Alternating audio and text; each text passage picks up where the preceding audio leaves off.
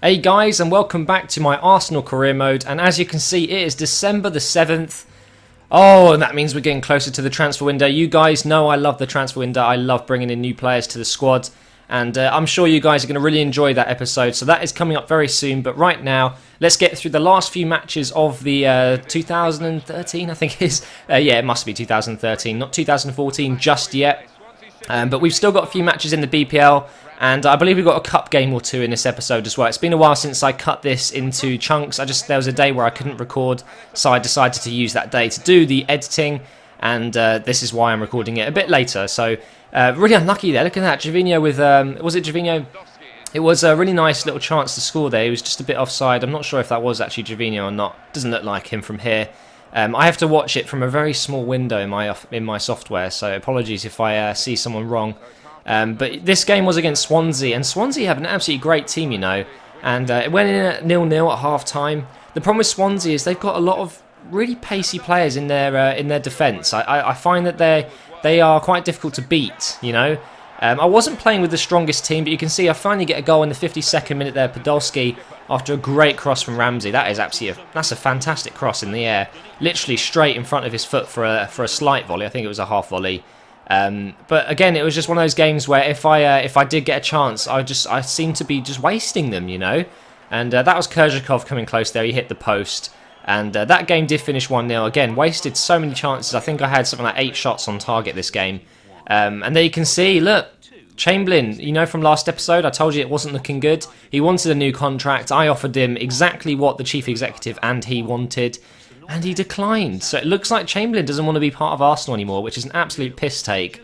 But he's worth a lot of money, so maybe I can use him, make a bit of profit, at least sell him for, you know, maybe 20, 30 million, and then buy some absolutely amazing players. A new striker, that's what I really want to get. And look at this. Oh my god, what a save. Oh my god. That is why I haven't sold Chesney and got a different goalkeeper. A lot of people always say to me, oh, you should get a different keeper. That Chesney isn't that good. Trust me, Chesney is absolutely brilliant. I see no point in selling him and getting a new keeper. Maybe in a couple of seasons if I do stay for more than, like, you know, 2 or 3 seasons. Oh, rewind again. Witzel, why do you always do that when I'm talking? You always screw up my sentence, don't you bastard? What an absolute beautiful goal. His 6th goal in all competitions. Look at this. Gets the ball in front of the defence, does a little weave and just smashes it. That is what he is so good at, you know. Absolutely fantastic. And when he does that kind of goal, it just makes me think, oh, Witzel, how can I not play you in that cam position?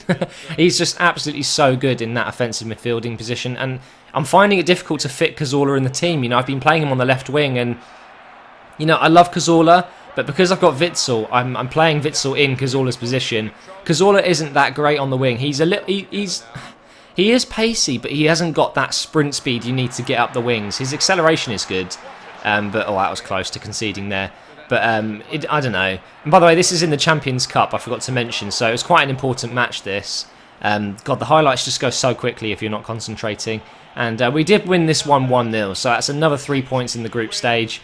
Really important because this season I've been struggling. You know I have in the Champions Cup, so it's really good to get another 3 points there. And we move on into the BPL, and now it's against Sunderland. And they are a team that I mentioned in the last episode that I'm kind of interested to take on as a manager at some point during FIFA 13. You can see I'm still in 5th position there, just above Spurs, above Tottenham. I don't know why they call them Spurs in this game. I really wish they would call them Tottenham, because that is their actual name, isn't it? But anyway, that was a really close header there from Lewandowski. That is probably where his game is best. Again, he wasn't in the best of positions, but he made himself available for that pass, and that wasn't a bad header, you know. It could have been worse. And against Sunderland, I just wanted to pressurise their defence. They were playing that 4-4-2 they always play. Podolski comes very close there. I wasn't aiming for there. I was aiming for the far post, but for some reason it went near post. Maybe I just fucked it up, I don't know. But this game was pretty tight, you know, 34 minutes in. I've barely had any shots, just 2, including the header. And I finally get through on goal here with Podolski. And that time it worked out for me. I did aim for that far post, and it did work out. What a goal that was. And that is why I play Podolski on the right. Some people think I should be playing him on the left. But I do find that when you play him on the right, if you do what I do here, when you just cut inside and just smash it to the far left, that is where you're going to be doing really well with him. And that is where he is best. And that was 1-0 at half-time. As you can see, I've got Giroud on there. Giroud is actually getting on very nicely in my career mode. He's not very good in real life, you know, I won't deny that. but he's got to 79 overall already. He gets to about 81, 82. Obviously, you can get him to probably 83 if you just continuously play him, which is a little bit unrealistic. But here, I've got so many chances to clear the ball. Another great save from Chesney there, and I have no idea how they did that. You know when you get the ball in defence, and you've got like 3-4 attempts to clear it. However, every time you try and clear it, you just can't. That is where the game hinders you. I swear to God, I really mean it. That was so frustrating, and that lost me 2 points in the league there.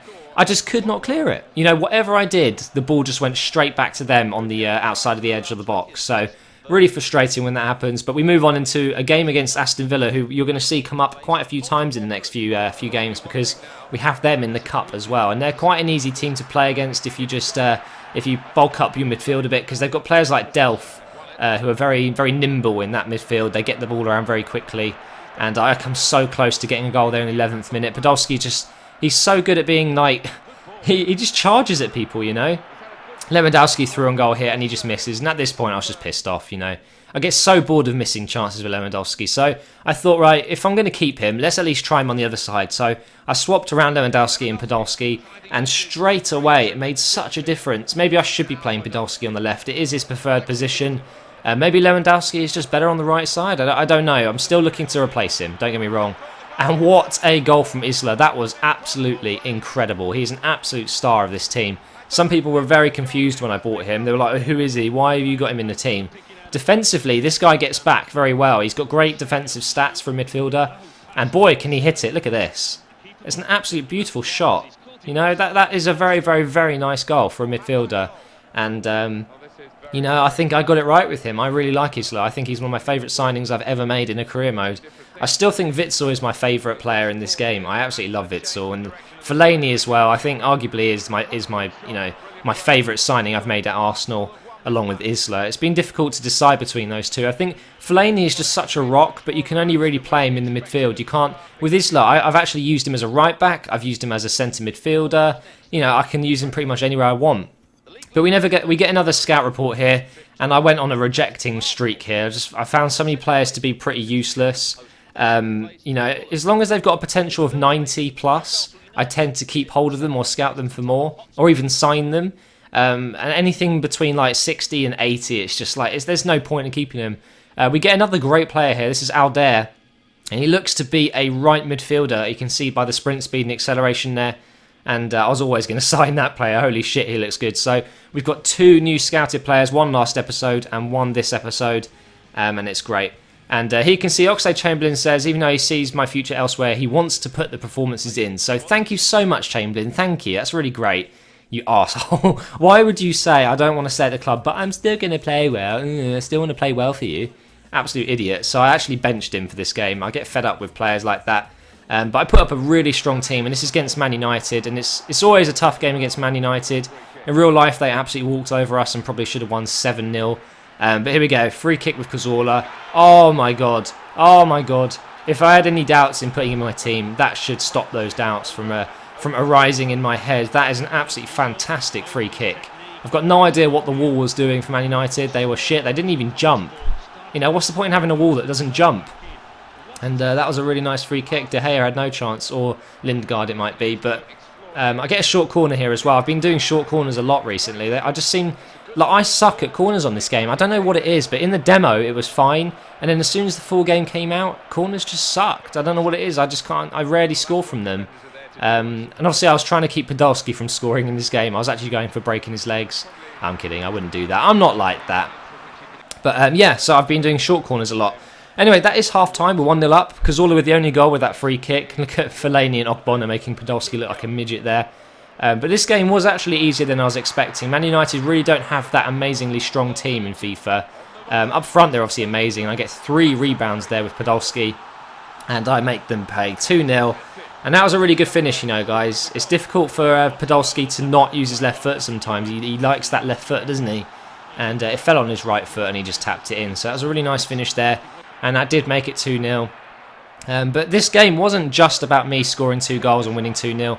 They did come close a couple of times. You can see Fletcher there puts one wide and high. And I was making some absolutely fantastic blocks there. And I just decided to hoof that ball up and end the game. So I got those 3 points. But that was a very important episode, guys, because next time it's the transfer window, and you guys are going to see some awesome signings, I can tell you that right now. So I will see you for the next episode. Again, I'd really appreciate it if you could like the video. It shows that you guys really enjoy it, motivates me to make more. And yeah, it's been a great enjoyment to do this episode, and I'll see you in the next one.